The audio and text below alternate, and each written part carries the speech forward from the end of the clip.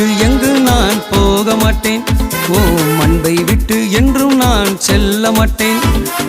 அல்லேலூயா. ஒரு மகிழ்ச்சியான நாளிலும் நாம் தேவனுடைய வார்த்தைகளோடு கூட இருப்பது மிகவும் ஆசீர்வதிக்கப்பட்டதாக அது காணப்படுகிறது. சொந்த பந்தம் இல்லையா, தொப்புள் கொடி உறவுன்னாங்க. என்ன உறவுனாங்க? அல்லேலூயா. அந்த உறவு போல இயேசு கிறிஸ்துவின் இரத்தத்தினால் கழுவப்பட்டிருக்கிற நாம் யாவரும் என்ன பண்றோங்க? கிறிஸ்துடைய அன்புக்கு அடையாளமாக நாம் எல்லோரும் ஒன்று கொடுக்கிறோம். மதத்தினால வேறையாக இருந்தாலும், ஜாதினால வேறையாக இருந்தாலும், கிறிஸ்துடைய இரத்தத்தினால நம்மளை தேவன் பண்ணியிருக்கிறாங்க, ஒன்றாக இணைத்திருக்கிறார். அதற்காக கர்த்தருக்கு சோத்திரம் உண்டாகட்டாமே, கர்த்தருக்கு மகிமை கேட்டான். இப்ப நான் உங்களுக்கு சொல்லுகிறேன், எடுத்து வாசிங்க. எரேமியா 10ஆம் அதிகாரம் 6வது வேத வசனங்கள் இவ்விதமாக சொல்லுகிறது. அதற்கு முன்பாக 5ஆம் வசனத்தை வாசிருங்க, உங்களுக்கு புரிகிற மாதிரி சொல்லுகிறது. அவைகள் பனையை போல பேச மாட்டாதவைகள்,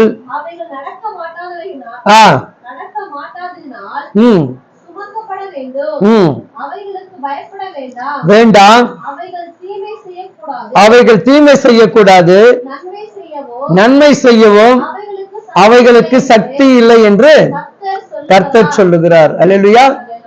யார் சொல்றாருங்க?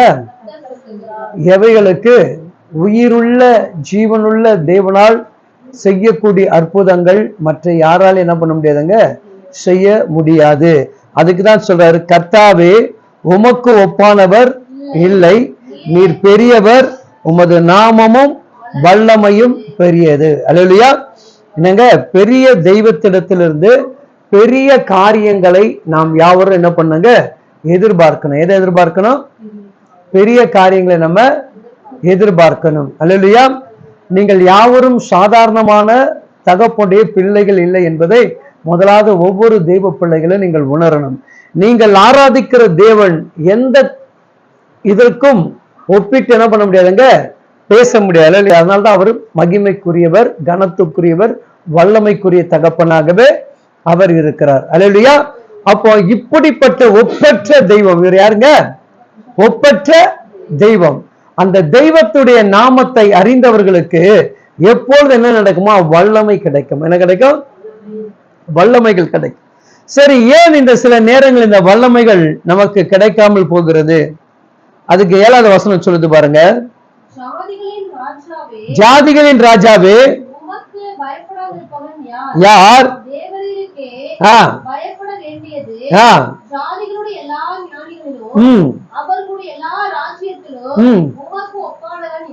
இல்லை.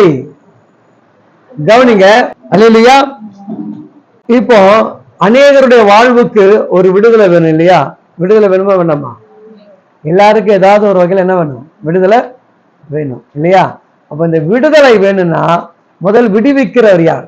விடுவிக்கிறவர் யார் இல்லையா? இப்ப நாட்டுல ஒரு பிரதமர் இருக்காரு, முதலமைச்சர் இருக்காங்க. நம்ம கொண்டு போய் ஒரு பெட்டிஷனை டைரக்டா என்ன பண்ண முடியாது? என்ன பண்ண முடியாது? அவங்ககிட்ட கொண்டு போய் கொடுக்க முடியாது.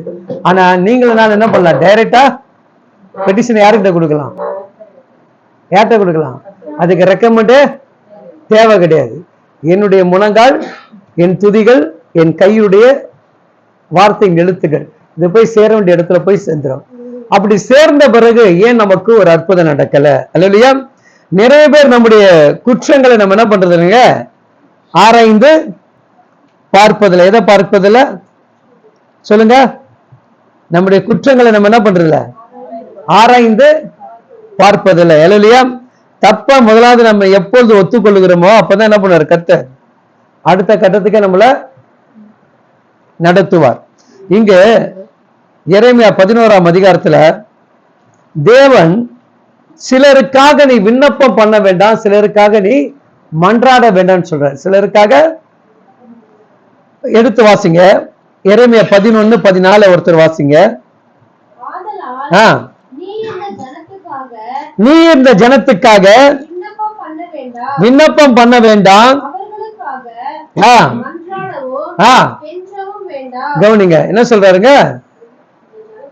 இந்த ஜனத்துக்காக விண்ணப்பம் பண்ண வேண்டாம், மன்றாடவும் வேண்டாம், கெஞ்சவும் வேண்டாம். அப்படின்னா என்ன அர்த்தம்? அப்ப அந்த ஜனங்க யாருக்கு விரோதமா இருக்கிறாங்க? அப்ப தேவனுடைய பிள்ளைகள் ஒருவேளை உனக்காக ஜெபிக்கும் போது உன் ஜெபங்கள் கேட்கப்படாமல் உன்னுடைய வாழ்வுக்கு ஒரு விடுதலை கிடைக்காமல் இருக்கிறது என்று சொன்னால், அப்போ கடவுளுக்கு உனக்கு ஏதோ ஒரு காரியத்தில் என்ன இருக்குதுங்க? இடையூறு இருக்கிறது. அப்ப அந்த இடையூறை சரிப்படுத்துகிறவர்கள் யாராக இருக்கணும்னா நாம தான் இருக்கணும். ஜெபிக்கிறவர் நானாக இருக்கக்கூடாது. யாருங்க? உங்களுக்காக ஜெபிக்கிற நான் என்ன பண்ணக்கூடாது? உங்க இடையூறை சரிப்படுத்த முடியாது, உங்க பிரச்சனை சரிப்படுத்த முடியாது. உங்க பிரச்சனைகளை தேவனுக்கு நீங்க எப்படி தெளிவுபடுத்துகிறீங்க என்பதான் காரணம். இங்க வேதம் சொல்லுகிறது, எரேமியா 13ஆம் அதிகாரத்துல 10வது வசனம் அழகா தெளிவா சொல்லுது பாருங்க. என் வார்த்தைகளை கேட்க மாட்டோம் என்று மறுத்து தங்கள் இருதயத்தை கடினத்தின்படி நடந்து. கவனிங்க, என்னங்க? யாருடைய வார்த்தை? தேவ வார்த்தைகளை கேட்க மாட்டோம் என்று தங்களுடைய இருதயத்தை என்ன பண்றாங்க? கடினப்படுத்துகிறார்கள். அப்ப அந்த இருதயம் கடினப்படும் போது தான் தேவனிடத்திலிருந்து என்ன பெற முடியலங்க? நம்மளால ஒரு விடுதலையும் ஒரு ஆசீர்வாதத்தை நம்மளால பெற முடியாமல் காணப்படுகிறது. அப்ப என்னுடைய இருதயத்தை தேவனுக்கு எப்படி இருக்கணுமா? லெதுவாக எப்படி இருக்கணுமா? இன்னொரு வசனம் அழகா அதுல சொல்லப்படுது பாருங்க, வாசிங்க 15வது வசனம். நீங்கள் செவி கொடுத்து கேளுங்கள், மேட்டிமையாக இராதீர்கள், கர்த்தர் விளம்பினார். எப்படி இருக்கக்கூடாதா? வசனம் சொல்லுது, நீங்கள் எனக்கு செவி கொடுங்கள், மேட்டுமையாக. அப்ப ஆசீர்வாதம் எங்க நமக்கு தடையாகுது? நம்முடைய தேவன் கொடுக்கக்கூடிய நன்மை எங்க நமக்கு தடையாகுது? என்கிட்ட இருக்கக்கூடிய மேட்டுமை. அல்லேலூயா. அப்ப நான் மேட்டுமையான காரியத்தையும் மேட்டுமையான சொற்களையும் மேட்டுமையான காரியத்தை நான் செயல்படுத்துகிறதுனாலதான் என்னுடைய வாழ்க்கையில் என்ன கிடைக்க மாட்டேங்குதுங்க? மேன்மைக்குரிய ஆசீர்வாதங்கள் கிடைக்காமல் காணப்படுகிறது. சில வீட்டுல குடும்பத்துல கணவன் மனைவி ஒருத்தர் என்ன பண்ணுவாங்க? யூக பிரச்சனை இருக்கும் இல்லையா? நானும் சம்பாதிக்கிறேன், நீயும் சம்பாதிக்கிற, அப்ப நீ ஒரு நாள் பண்ணு, நான் ஒரு நாள். அது என்னது இல்லையா? கணவனுக்குண்டான கடமையை மனைவியானவள் நீ என்ன வேலை செய்கிறது கிடையாது. இல்ல அவரை தாண்டி நீ பல லட்சம் ரூபாய் சம்பாதிச்சாலும் சரி, அவருக்குண்டான கனத்தை யார் கொடுக்கணும்? மனைவியானவள் கொடுக்கணும். அதே போல கணவர் என்ன பண்ணணுங்க? தன் மனைவிக்கு உண்டான கனத்தையும் கொடுக்கணும். இதுதான் நமக்கு திருமண வேத வசனம் சொல்லுகிறது. அப்போ ஒரு தேவ பிள்ளையுடைய வாழ்வில் ஆசீர்வாதங்களை கர்த்தர் அழகாக பிரித்து பங்கிட்டு என்ன பண்றாருங்க? கொடுக்கிறார். தாழ்மை உள்ளவனுக்கு ஒரு விதமாகவும், தேவனிடத்தில் தயவு பற்றவனுக்கு ஒரு விதமாகவும், மேட்டுமை உள்ளவனுக்கு ஒரு விதமாக கர்த்தர் என்ன பண்றாருங்க? ஆசீர்வாதங்களை பிரித்து பங்கிட்டு கொடுக்கிறார். இப்ப அந்த ஆசீர்வாதத்துடைய தடைகளை நம்ம உடைக்கக்கூடிய இடத்துக்கு வரணும் தேவன் விரும்புகிறார். என்னுடைய ஆசீர்வாதத்தை உடைத்து அதுல இருந்து நான் என்ன பண்ணணும்? மீண்டு வருவதற்கான முயற்சியை நான் எடுக்கணும். அல்லேலூயா. நான் ஒரு காலகட்டத்துல கிறிஸ்துவுக்குள்ள வந்துட்ட பிறகு என்னுடைய வாழ்க்கையில இன்னொரு ஏதோ ஒரு வளர்ச்சி இல்லைன்னா, அப்ப எனக்குள் இருக்கக்கூடிய ஒரு சுயம் சாகப்பட வேண்டும் என்றதை தேவன் எதிர்பார்க்கிறார் இல்லையா? அந்த சுயம் சாகப்பட்டாதான் அடுத்த கட்டத்துக்கு என் தேவன் என்னை கொண்டு போகிறார். அதற்கு நான் வேதத்துடைய ஆதாரத்தோடு உங்களோட சொல்ல விரும்புகிறேன். எடுத்துக்கொள்ளுங்கள். 1 நாளாகமம் 13ஆம் அதிகாரம் 1வது வசனத்தை வாசிங்க. தாவீது 1000 பேருக்கு தலைவரோடும் 100 பேருக்கு தலைவரோடும் சகல அதிபதிகளோடு ஆலோசனை பண்ணி, வாசிங்க பிரதர், வாசிங்க 2வது வசனம். இஸ்ரவேலின் சபையார்கள் எல்லாம் சபையாரை நோக்கி, சபையை எல்லாம் நோக்கி, உங்களுக்கு சம்மதியும் தம்முடைய தேவனாகிய கர்த்தருக்கு சித்தமும் ஆயிருந்தால் இஸ்ரவேலின் தேசங்களில் எல்லாம் இருக்கிற தம்முடைய மற்ற சகோதரருக்கும் அவர்களோட தங்கள் வெளியிலும் லேவியரும் நம்மோடு கூட நம்மோடு கூடும்படிக்கு நாம் சீக்கிரமாய் அவர்களுக்கு ஆள் அனுப்பி. கவனிங்க, இங்க இந்த தாவீதுடைய வாழ்வில நீங்கள் மிகவும் கவனிக்க வேண்டிய ஒரு முக்கியமான ஒரு காரியம். ஆடு மேய்த்து கொண்டிருந்த தாவீது அதிகாரம் வந்த பிறகு அவன் என்ன பண்ணாங்க, தன்னை மேட்டுமையாக எங்கேயும் அடையாளம் காட்டிக்கொள்ளல. அவன் என்ன பண்றான், 1000 பேருக்கு உண்டானவர்களையும் 100 பேருக்கு உண்டானவர்களையும் கூட்டி என்ன பண்றாங்க, அடுத்த ஆலோசனை செய்வதற்காக திட்டமிடுகிறான். இது என்ன ஆலோசனைனா, சபைக்குரிய ஆலோசனை. என்ன ஆலோசனை? சபைக்குள்ள தேவனுடைய உடன்படிக்கை பெட்டியை கொண்டு வந்து சேர்ப்பதற்காக என்ன பண்றாங்க, பிரயாசப்படுகிறான். யாரு? உயர்ந்தவன், மேன்மை பெற்றவன், தேவனை தேடினவன். இன்றைக்கு ஒவ்வொரு திருச்சபைக்குள்ளும் இப்படிப்பட்ட கூடுகை ஆலோசனை நிறைய பேருடைய இருதயத்தில் என்ன கிடையாதுங்க, காணப்படாமல் மேட்டுமை.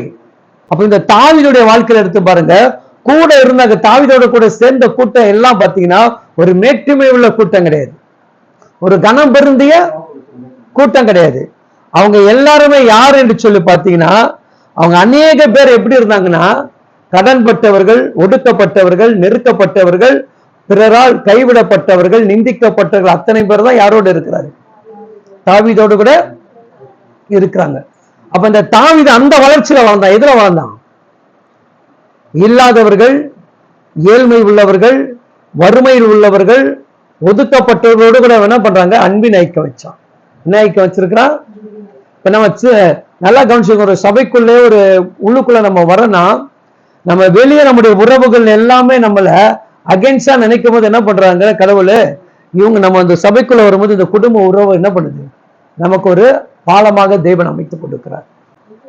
அப்ப அந்த இடத்துல என்ன வந்துடக்கூடாதுங்க, மேட்டுமை. அந்த இடத்துல என்ன வந்துடக்கூடாது, மேட்டுமை வந்துடக்கூடாது. அந்த இடத்துல என்ன வந்துடக்கூடாது, மேட்டுமை வந்துடக்கூடாது. அப்ப இந்த தாவீதுடைய வாழ்க்கையில பாத்தீங்கன்னா எந்த காலகட்டத்தில் அவனுக்கு என்ன வரலங்க, மேட்டுமையானது வரல. அவன் மேட்டுமை அடையல, உயர்கிறான், மேன்மை அடைகிறான். உயர்ந்த போது கூட என்ன பண்றாங்க, தன்னோடு கூட இருந்தவர்களை கூட்டி ஆலோசனை பண்ணுகிறான். அந்த ஆலோசனை பாருங்க எப்படிப்பட்ட ஆலோசனை. இப்ப 2வது வசனத்தை நிறுத்தி வாசிங்க பார்க்கலாம்.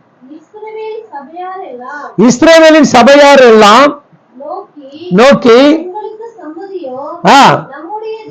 உங்களுக்கு சம்மதம் இருக்குதா, இப்ப நான் பேசுகிற காரியம் உங்களுக்குள்ள ஒரு மகிழ்ச்சியை கொடுக்குதா அப்படின்னு சொல்லிட்டு என்ன பண்றாங்க, கேட்டு தன்னுடைய வார்த்தைகள் என்ன பண்றாங்க, தான் மேன்மைக்குரியவன் என்று சொல்லி என்ன பண்ணாங்க, அடையாளம் காட்டிக் கொள்ளாமல் அங்க தன்னை என்ன பண்றாங்க, தாழ்மைப்படுத்துகிறான். யார் படுத்துகிறான்? அப்ப தேவனுடைய பிள்ளைகளுடைய வாழ்க்கையில எல்லாருக்கும் என்ன இருக்கணும், முதலாவது தாழ்மை இருக்கணும்.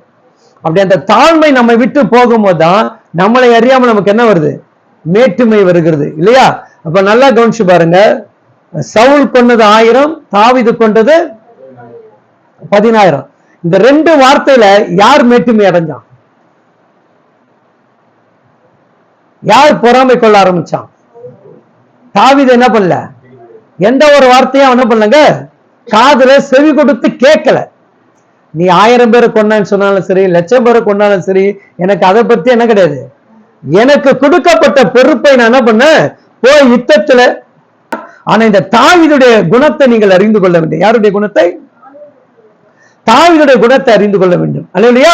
அப்போ அவனை புகழும் பொழுதும், அவனுக்கு அந்த பேரை கனப்படுத்தும் போது அவன் என்ன பண்ணாங்க, அந்த பேருக்கு அந்த கனத்துக்குள்ள அவன் என்ன பண்ணல, தன்னை கொண்டு போய் இணைத்துக் கொள்ளல. என்ன பண்ணிக்கொள்ளல, இணைத்துக் கொள்ளவில்லை. இந்த தாவீதுடைய காரியத்தை பார்த்தீங்கன்னா மன மேட்டுமை கிடையாது, தேவ வார்த்தைக்கு கீழ்ப்படியாத மனுஷன் கிடையாது. எல்லாவற்றுக்கும் என்ன பண்றாங்க, சரியாக இருந்து உயர்வு வரும்போது என்ன பண்றாங்க, தன்னை மறுபடியும் தன் ஜனங்களோடு கூட இணைத்துக் கொள்கிறான். தன் ஜனங்களோடு கூட இணைத்துக் கொள்ள. இப்ப வாசிங்க பாரு.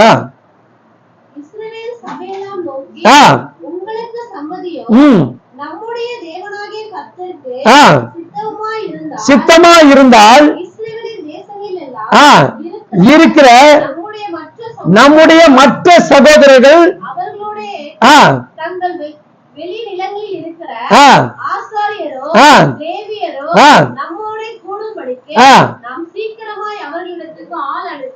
ஒரு கரம் தட்டுங்க. எவ்வளவு ஒரு உயர்ந்த குணமா தாவீதுக்கு. என்ன குணம்? நம்முடைய சகோதரர்கள், லேவியர்கள், கர்த்தருக்கு ஆசாரியை செய்யக்கூடியவர்கள் என்ன பண்ணுவோம், சீக்கிரமா கூட்டிட்டு வந்து என்ன பண்ணு, நம்மளோடு இணைக்கலாமா, இதுக்கு நீங்க இசைந்து கொடுக்குறீங்களா, சம்பந்தம் கொடுக்குறீங்களா? இந்த ராஜாக்கு இது தேவையில்லை, நான் என்ன சொல்லலாம், இப்ப போயிட்டு என்ன பண்ணு, போய் யாரெல்லாம் இருக்கான் கூட்டிட்டு வா, சொல்லாம சொல்லக்கூடாதா? அப்ப வந்து ஒரு உயர்வு வரும்போது அவனுடைய வாழ்க்கையில எது வரலங்க, அந்த மேட்டுமே வரல. அவன் சிங்காசனத்துல உட்காரும் போது கூட பாத்தீங்கன்னா அவன் என்ன பண்ணல, யாரையும் அடிமைப்படுத்தல, வேலைக்காரர்கள் யாரையும் அடிமைப்படுத்தல, அவர்கள் எல்லாவற்றையும் சுதந்திரமாக என்ன பண்ணான், பணியாற்ற விட்டுனான். அப்ப அந்த கிருபை தான் தேவன் பார்க்கிறார். எந்த கிருபை தேவன் பார்க்கிறார்? தாழ்மை என்கின்ற அந்த மகத்துவத்தை யார் அணிந்து கொள்கிறார்களோ அவர்களை தான் தேவன் என்ன பண்றாருங்க, நேசிக்கிறார்.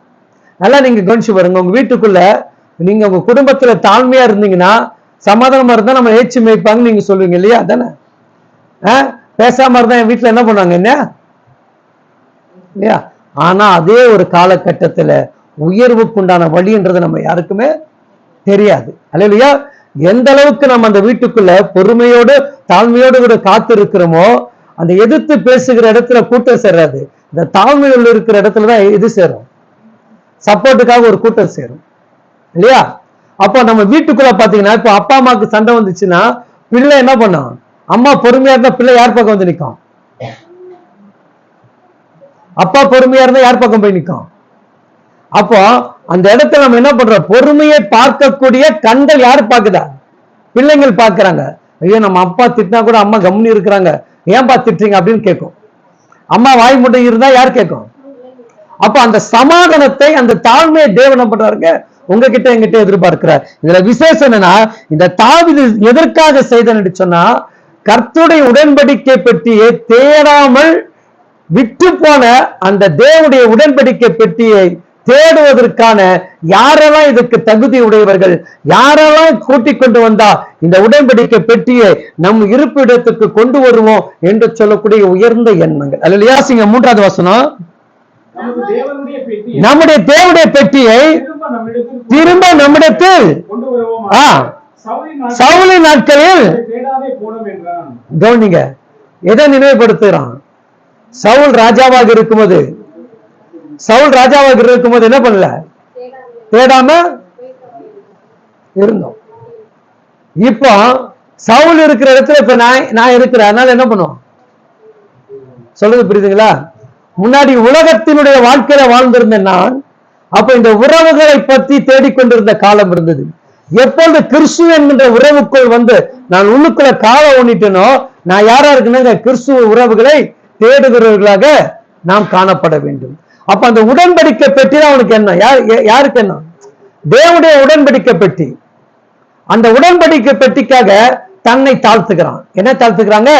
தேவனுக்காக. நான் இப்படி உங்களுக்கு புரியலமா சொல்லுகிறேன், என் ஆண்டவருக்காக, என் இரட்சகருக்காக, என்னை மீட்டெடுத்த தகப்பனுக்காக என்னை நிந்திக்கிறார்கள், அவமதிக்கிறார்கள், என்னிடத்தில் நவச்சொல்லி பேசுகிறார்கள், என்னை துச்சமாக நினைத்தாலோ என் தேவனுக்காக என்ன பண்றேங்க, என்னை தாழ்த்தி அவர்களிடத்தை விசாரித்து அவர்களை அழைக்கிறவன் தான் உண்மையான கிறிஸ்துவன். தாவீதுக்கு அந்த எண்ணமே கிடையாதுங்க. தாவீதுக்கு என்ன கிடையாது, அவன் யாரை பார்க்கல, வேலைக்காரர்களை பார்க்கல, தலைவர்களை பார்க்கல, லேவியரை பார்க்கல, சகோதரர் எல்லாரும் கூட்டிட்டு வாங்க, நம்ம எல்லாம் ஒன்னா சேர்ந்தா எது ஜெயிக்க முடியும்? இன்னைக்கு கிறிஸ்துவ பிள்ளைகள் ஒன்னா இணைஞ்சாதான் எதை வீழ்த்த முடியும்? தேசத்தில் இருக்கிற பல கோலியத்தை நம்மளால வீழ்த்த முடியும். ஏன் இன்னும் தேசத்தில் இருக்கக்கூடிய நுகங்கள் உடைக்க முடியல? அப்போ தேவனுடைய பிள்ளைகள் இந்த தாவீது தேவனுக்கு சரியாக இருந்தபடினால்தான் எல்லாவற்றையும் என்ன பண்ணாங்க, நேசிக்க ஆரம்பிச்சான். எல்லாவற்றையும் அவன் நேசிக்க ஆரம்பிச்சான். அல்லையா? அப்ப நீங்க எதற்காக சில அவமானத்தை சகிக்கணுமா? எதற்காக சில நிந்தைகளை சகிக்கணுமா? தேவனுடைய ஆலயத்திற்குண்டான கனத்திற்காக இந்த கனவீனத்தை என்ன பண்ணணுங்க, ஏற்றுக்கொள்ள நான் ஆயத்தமாக இருக்கணும். அல்லையா? அப்ப இந்த உடன்படிக்கை பற்றி யாருடைய காலத்துல தேடாம போய் நான் குறைப்படுறான். சவுல் இருக்கும்போது நம்ம அன்னைக்கு என்ன பண்ணல, அப்ப நான் யுத்தத்துல அப்பெல்லாம் இருந்தேன், அப்ப தேடி கொண்டு போய் சவுலுக்கு இருக்கும்போது வச்சிருக்கணுமே, நம்ம அதை மறந்துட்டோம். இப்ப திரும்ப என்ன பண்ணுவோம், தேவன் நமக்கு ஒரு நல்ல ஸ்தானத்தை கொடுத்திருக்காரு, நல்ல பொசிஷன், இப்படி சொல்ற, எனக்கு நல்ல உயர்வை கொடுத்திருக்கிறாரு, நல்ல வருமானத்தை கொடுத்திருக்கிறாரு, நல்ல வாழ்க்கை கொடுத்திருக்கிறாரு. இப்ப நான் என்ன பண்ணுவேன், இன்னும் அதிகமாக கடவுளுக்காக என்ன செய்யணும், பணி செய்யணும். அந்த தாழ்மை, அந்த அன்பு எந்த கிறிஸ்துவ பிள்ளைகிட்ட இன்னைக்கு இருக்குதான் பார்க்கணும். அல்லேலூயா. அப்ப இந்த அடிப்படை அன்புக்குள்ள யார் வளரணுங்க? ஒவ்வொரு தேவ பிள்ளைகள் நீங்கள் நானும் வளர வேண்டும். அல்லேலூயா. கடைசியா சொல்லி முடிச்சு நான் ஜெபிக்கிறேன். வாசிங்க 4வது வசனம். இந்த காரியம் சகல ஜனத்தின் பார்வைக்கு சபையார் எல்லாரும் உற்சாகமா கைதிட்டுங்க. தாவீது வேற எதையும் என்ன பண்ணல, ஜனங்கிட்ட சொல்லல. தேவனுடைய உடன்படிக்கை பற்றி தேவனுடைய ஆலயத்துக்கு வரணும். தேவ ஜனங்கள் தேவனுடைய ஆலயத்துக்கு வரணும். தேவ பிள்ளைகள் தேவனை ஆராதிக்கணும். இதுதான் யாருடைய வேலை? ஊழியக்காரர் எதை பேசுவாரு? அதிகபட்சம் உங்களை திட்டத்தை எதுல திட்டுவாரு? ஏமா சர்ச்சைக்கு வரல, ஏமா சண்டை வரல, ஏன் ஆராதனை கலந்துக்கல, அதை மீறி உங்களை என்ன பண்ண போறது இல்ல, திங்கட்கிழமை ஏமா வர்றதுன்னு கேட்க போறது இல்ல, வாரத்துல ஒரு நாள் என்ன பண்ணுவாரு கேட்பாரு. அப்போ அந்த ஸ்தானத்துல இந்த தாவீது என்ன பண்றாங்க, நிலை நிற்கிறான். அல்லேலூயா. அங்க சொல்லப்படுது பாருங்க, எல்லா காரியம் ஜனங்களுக்கு பார்வையில் எப்படி இருந்துச்சா? அப்போ தேவ பிள்ளைகள் எல்லாரும் ஒன்னா இணைஞ்சு செஞ்சா அந்த காரியம் எப்படி இருக்கும் இல்லையா? எவ்வளவு ஒரு மகிழ்ச்சி இல்லையா? அப்ப இந்த தாவீது கூட ஜனங்க என்ன பண்றாங்க, இணைகிறாங்க. தாவீதோடு கூட ஜனங்க இணைக்கிறாங்க. அல்லேலூயா. அன்பான தேவ பிள்ளைகளே, இந்த ஊழியத்திலும் கடவுள் பலமான காரியங்களை செய்து கொண்டிருக்கிறார். அல்லேலூயா. இப்ப நீங்க இருக்கிற இடத்தை நீங்க என்ன பண்ணணும், உங்க சபையை நீங்க என்ன பண்ணணும், புரியணும். அல்லேலூயா. நம்ம நிறைய பேர் என்ன பண்றாங்க, கர்த்தர் கொடுக்கிற அந்த கிருபை, அந்த மகிமை, அந்த ஆசீர்வாதங்கள் எல்லாம் சட்டு சட்டுன்னு தொலைச்சிடறான். எதை பண்ணிடுறான், சட்டு சட்டுன்னு விட்டுறான். அல்லேலூயா. ஒரு பொறுப்பு கிடைப்பது ரொம்ப கடினம், ஒரு கனம் கிடைப்பது ரொம்ப கடினம். அப்ப தேவன் கொடுக்கும் போது அதை இந்த தாவீது என்ன பண்ணாங்க, அழகா பயன்படுத்திக்கிட்டான். போறான், யுத்தம் பண்றான், அங்க போறான், ஜெயிக்கிறான். அந்த ராஜாக்கு போனா அந்த இடத்துல அவன் பிரியமா இருக்கிறான். எங்கெல்லாம் தாவீது இருந்தானா தாவீதை குறை சொல்லக்கூடிய அதிக ஆட்கள் யாருமே இல்ல. அப்போ உன்னையும் என்னையும் கடவுள் கொடுத்த பொறுப்பை குறை சொல்லாத அளவுக்கு நம்ம என்ன பண்ணுங்க, நிறைவேற்றுவர்களாக காணப்படணும். அங்க சொல்லப்படுது பாருங்க, அவங்க சொன்னது என்னங்க, இந்த காரியம் சகல ஜனத்துடைய பார்வைக்கு எப்படி இருந்துச்சா? சபையார் எல்லாரும் வாசிங்க, அடுத்தது முடிச்சிடலாம்.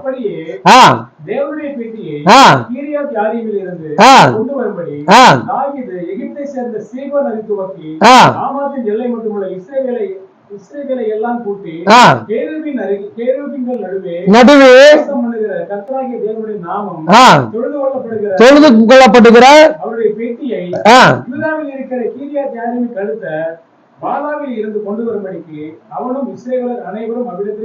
போனார்கள். இப்ப 7ஆம் வசனத்தை மட்டும் வாசிக்க முடிச்சலாம். அவர்கள் தேவனுடைய பெட்டியை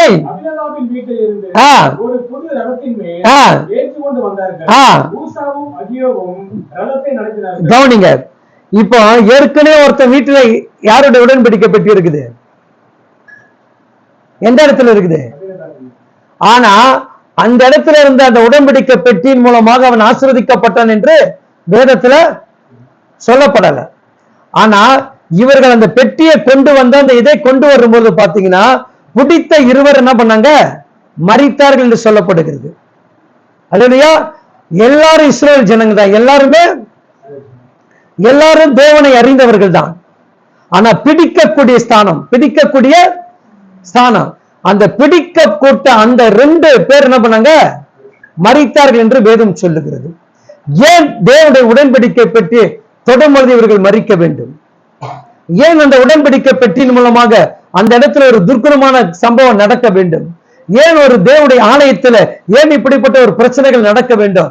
இதெல்லாம் பாத்தீங்கன்னா தேவனுடைய சித்தம். யாருடைய சித்தம்?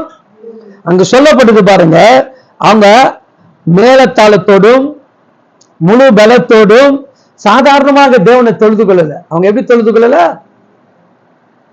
மிகப்பெரிய கொண்டாட்டம். என்ன கொண்டாட்டங்க? என் தேவனுடைய உடன்படிக்கை பெட்டி, என் தகப்புடைய ஆசீர்வாதங்கள் என் ஊருக்கு வரப்போகுது, என் நகரத்துக்கு வரப்போகுது. அது வந்த பிறகு நாங்க இன்னும் மகிழ்ச்சியா இருப்போம், இன்னும் ஆர்ப்பரித்து நாங்க தேவனை மகிமைப்படுத்துன்னு சொல்லிட்டு அதற்காக பண்ணாங்க பாருங்க. அந்த வசனத்தை வாசிங்க, 8வது வசனத்தை வாசிங்க. தங்கள் முழு பலத்தோடு அப்படின்னா என்ன அர்த்தம்? முழு இருதயத்தோடு தான் யாரை தொழுகிறாங்க? நீங்களா அப்படிதானே?